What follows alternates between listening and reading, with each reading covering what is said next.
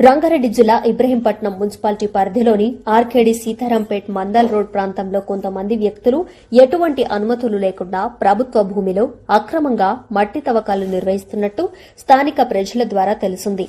ఈ అక్రమ తవ్వకాల వల్ల ప్రభుత్వ భూములు, వ్యవసాయ భూములు మరియు పరిసర ప్రాంతాలపై ప్రతికూల ప్రభావం పడే అవకాశం ఉంది. కావున సంబంధిత ప్రాంతంలో తక్షణమే క్షేత్రస్థాయిలో విచారణ నిర్వహించి అక్రమ మట్టి తవ్వకాలు జరుగుతున్నట్లయితే వాటిని నిలిపివేసి బాధ్యులపై చట్టపరమైన చర్యలు తీసుకోవాలని కోరుతున్నాను. ఈ విషయాన్ని అత్యవసరంగా పరిగణించి తగిన చర్యలు చేపట్టాలని ఇబ్రహీంపట్నం మున్సిపల్ 24వ వార్డు కౌన్సిలర్ గూడూరు గిరీష్, 12వ ward councillor Kondigari Trilok, ward సభ్యులు తదితరులు ఉన్నారు. విపరీతమైన మట్టి పర్మిషన్లు లేకుండా అమ్మడం జరుగుతుంది. దీన్ని ఇప్పుడే మేము ఎంఆర్ఓ దృష్టికి తీసుకుపోవడం జరుగుతుంది.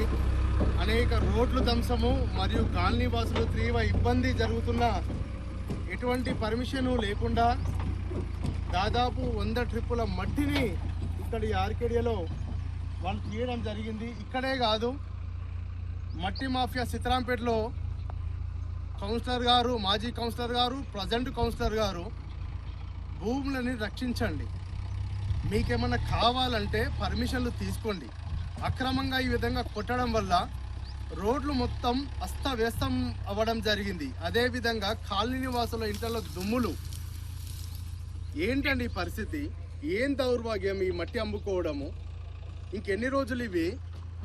దయచేసి ఇమ్మీడియట్గా నేను దీనిపై ఎంఆర్ఓ గారికి, ఆర్డీఓ గారికి, ఎమ్మెల్యే గారికి కూడా ఫిర్యాదు చేయడం జరుగుతున్నది. దయచేసి ఇలాంటివి సీతారాంపేటలో ఆపవలసిందిగా కోరుకుంటున్నాము. ఇంకేదైనా ఉంటే మీరు పర్మిషన్ తీసుకోండి, ఇంకేదైనా దారి వెతుక్కోండి.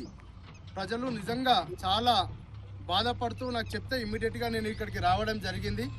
నాకు పెద్ద పెద్ద వాళ్ళతో కూడా ఫోన్లు చేపించడం జరుగుతున్నది. ప్లీజ్ దయచేసి ఆపండి.